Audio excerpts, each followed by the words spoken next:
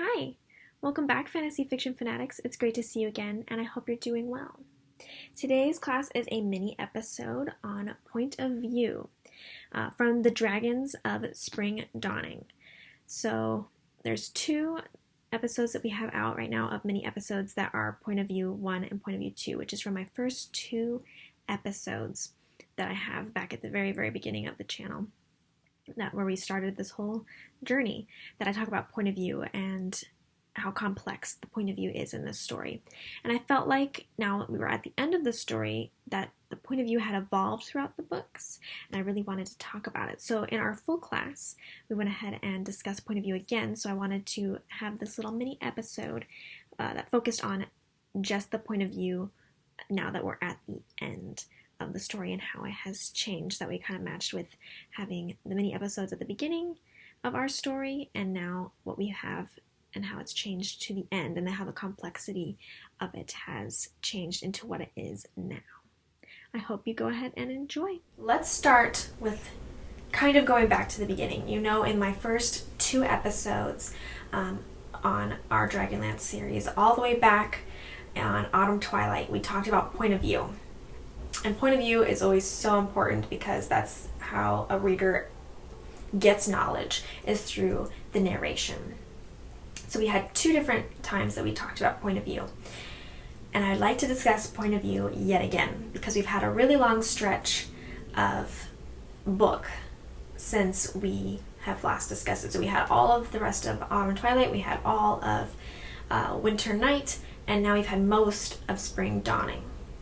So I think it's going to be interesting to talk about point of view because point of view has changed since we talked about it back in the first two episodes.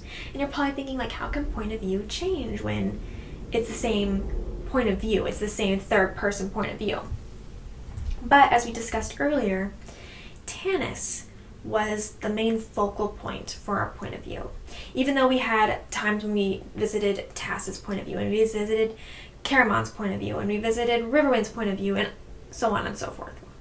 All the characters have had their chance of being the viewpoint, along with it being a third person that we don't, like, it's the main character, as well as it being more of a narration of a generalization, a narrator that is not part of the story.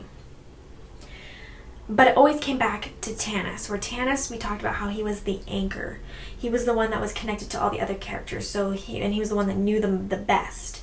So his point of view, as well as being the leader, was really our anchor, or the thing that kept us from falling apart, was that we always had Tanis to revolve back around to and to be the main point of view, so we didn't get lost between jumping from character to character to character to character.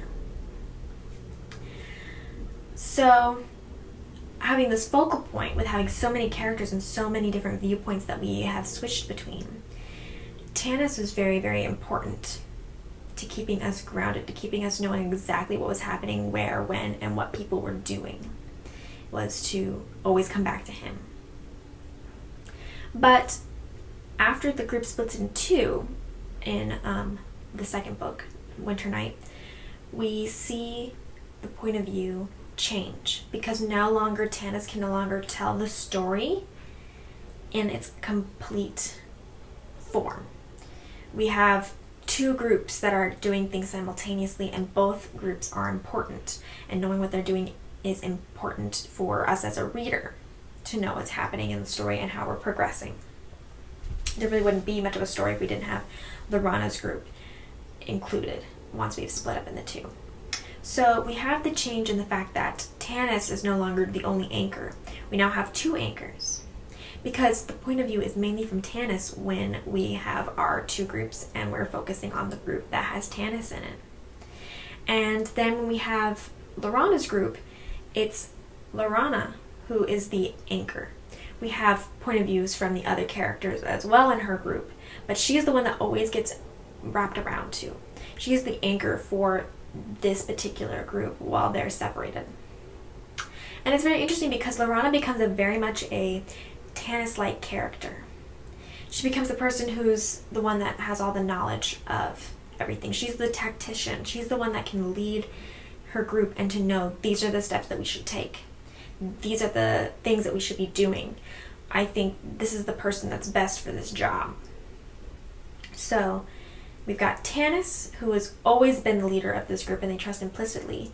And we've got Laurana, who has changed so, I don't want to say so dramatically in the fact that like she's not the same person anymore, because she is. But she's really grown and developed and become a strong-willed woman and become very much the woman version of Tanis. Her mind has been opened. Her experiences have really matured her up into where she can be the tactician and she can be the leader, and she can be like, this is what we need to be doing, this is where people need to go, and here's the best person for the task.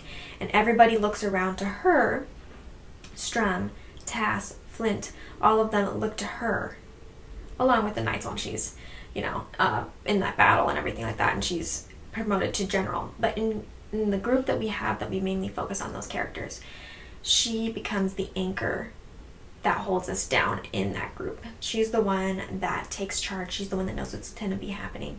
And so even though we do see from Strum's perspective, we do see from Tass's perspective, we do see from Flint's, and so forth, Laurana really becomes our anchor and our cornerstone for that second group, that she then is mostly tied to her perspective, and it's always tied back around and tied back around and tied back around.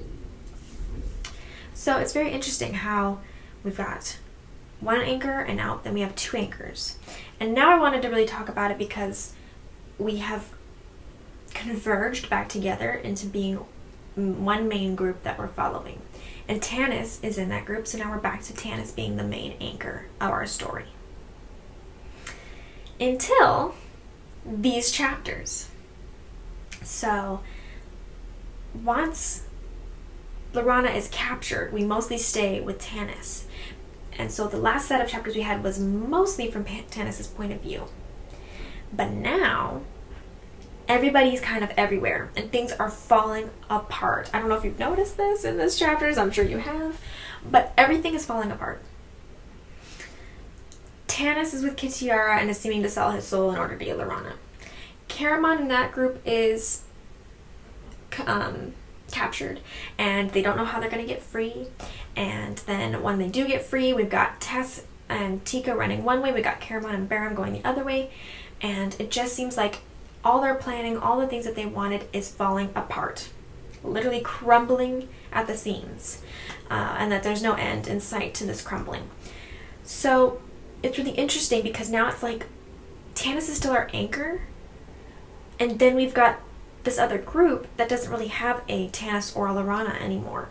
We've got the other characters that used to be more minimal, not minimal in the fact that they have a lesser part, but just minimal in their point of view. And now we've got to try and be an anchor or something that where people will know, the readers will know how and what's happening. And there's no anchor to hold them, to wrap around to be the main focal point that's going to direct our characters.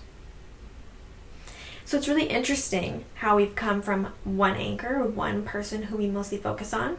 Then we've got two anchors that we focus on, and they're very similar. And now we've got one anchor that's all by his lonesome.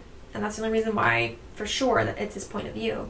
And then we've got these characters who it's like, sometimes we're talking to, we're from Tika's point of view, sometimes we're from Tass's point of view, sometimes we're from Caramon. The only person we don't really get is Baram. But Baram also isn't one of our main characters.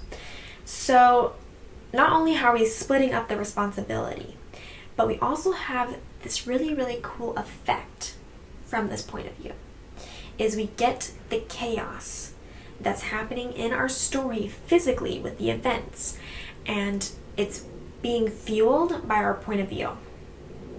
You're probably like, what do you mean by that? How can the point of view fuel our actual events?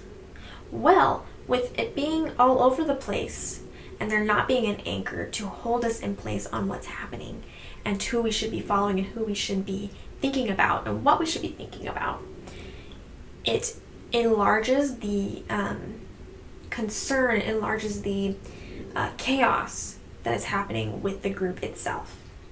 The group that we came in with lost Tanis, and now they're split up, and Baram's running off to who knows where, and they're crumbling at the seams and jumping from person to person to person every time we've got something happening in this area.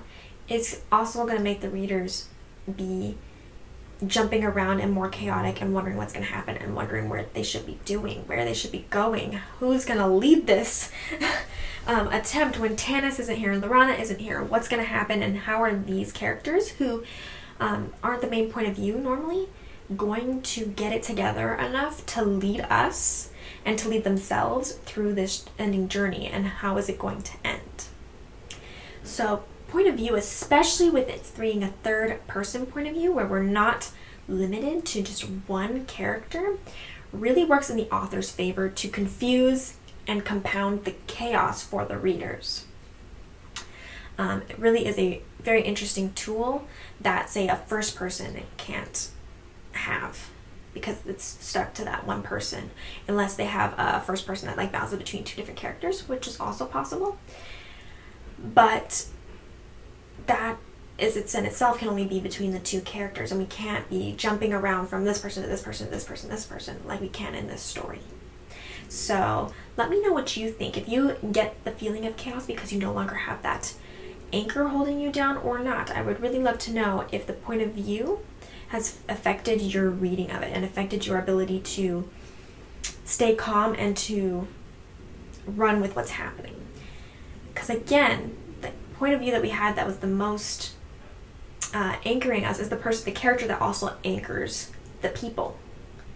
So we're away from our characters are away from the person that anchors them and tells them what to do, and our point of view is scattered all over the place to different people at different times.